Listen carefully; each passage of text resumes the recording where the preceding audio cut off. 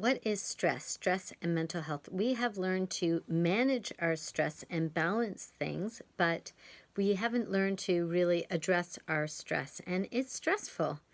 So the stress response is basically a response to a trigger, something that we see as threatening. It could be something that's physically threatening or something that we feel is emotionally threatening or even financially threatening.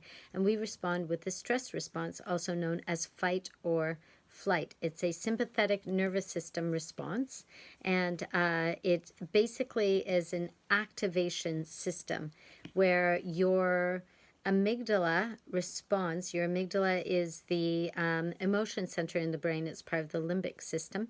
And basically, the amygdala is triggered by a thought, or it could be triggered by something physical, and you feel fear, some kind of emotion. And because of that strong emotion, then the hypothalamic, anterior pituitary, adrenal axis, which is called the HPA axis, then kind of takes over, and a cascade responds. A cascade begins. So the hypothalamus then releases corticotropin releasing factor, which acts on the anterior pituitary, which then releases adrenocorticotropic hormone, which acts on the adrenal glands, and then there's the release of adrenaline and cortisol. And that release of adrenaline and cortisol then act on many different organs and areas in the body, causing those typical symptoms that we feel. We might have like an elevated, increased heart rate. We might feel sweaty palms. We have slower digestion because all of the blood, there's vasoconstriction, so all of the blood's really being pushed to our hands, our arms, our feet, and our legs, so we can run away from whatever that stressor is. For the short term, like an acute response is great. It helps us to get away from that thing. But then the long-term response is where kind of the danger lies. It can lead to high blood pressure. It can lead to an increased risk of type 2 diabetes. There's a surge and release of cortisol, which helps us to have the energy to do what we need. Cortisol also triggers the liver to kind of convert its glycogen stores into glucose, so we have more sugar in the blood.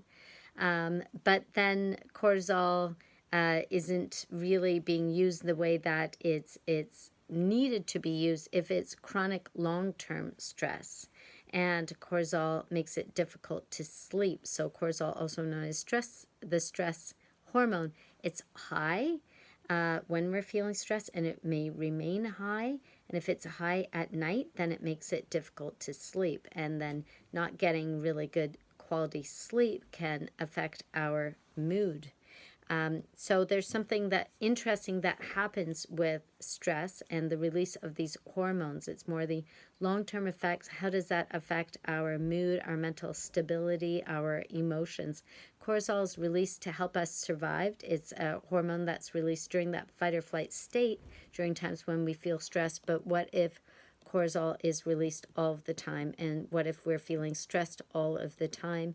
Not only are there long-term dangers in terms of conditions and diseases, such as the way that cortisol counteracts insulin, therefore making it difficult for making us more susceptible to high blood pressure, high blood glucose, therefore type 2 diabetes, suppresses the immune system, making us more vulnerable to diseases, bacteria, viruses, etc. Cortisol increases appetite, increases cravings, and this is one of the reasons why people emotionally eat, and then they get into an emotional eating type of cycle. And once that eating cycle, that food that we're eating, once that effect drops, then we feel sluggish and tired. Also, our mood drops as well. So stress affects us in a way where with chronic stress, it can lead to a chronic sense of anxiety, chronic sense of worry, anxiousness, etc. It's interesting because a stressed brain is a brain that operates a little bit differently than a relaxed brain. stress brain is thinking at night. And when you're thinking a lot of at night, it makes sleeping difficult. Why is this an issue? Poor sleep then can affect our mood as well. It leads to irritability, difficulty in making decisions. We have poor decision-making skills when we haven't gotten really high-quality sleep, and also our brain's reaction to food is different. So if you combined the poor sleep due to stress, and then the way that stress affects the brain, and you put those two together, then we are affected in mood, and we're also affected in the way that we're thinking. When we're stressed, then this area in the brain, the prefrontal cortex at the front of the brain, is not really in control. It's more the amygdala that's in control, the emotion center that's in control. So we have weaker control over our thoughts, weaker control over our emotions, weaker control over our actions. We can actually amplify things, so we feel like things are bigger than they are. We feel more overwhelmed, and if that's the case all the time, then it will lead to an ongoing sense of anxiety, worry, a sense of overwhelm, lack of control.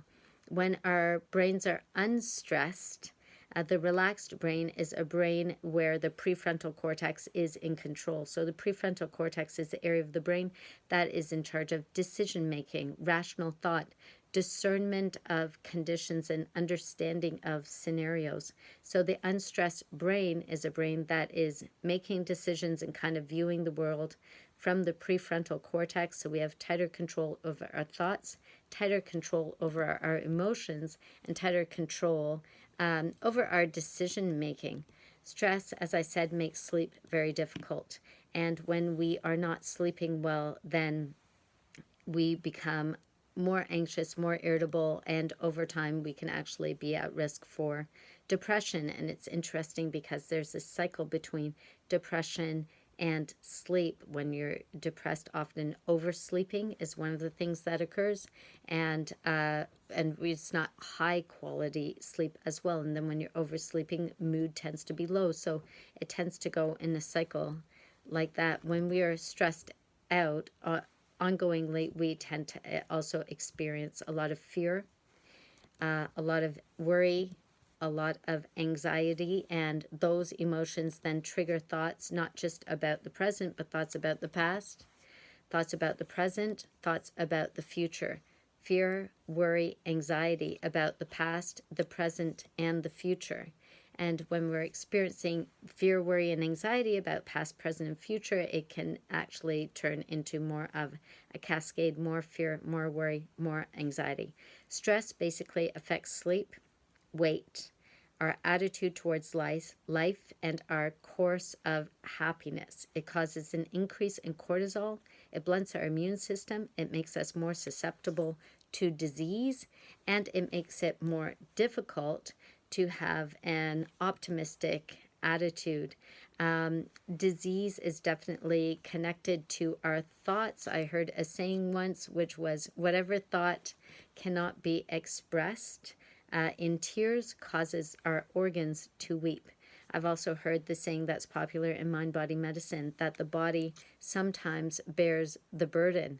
I remember reading, it was a statement by Viktor Frankl in his book, Man's Search for Meaning, and he basically said that this stress, anxiety, etc., really had more to do with our perception. Between the stimulus and the response, there's a space.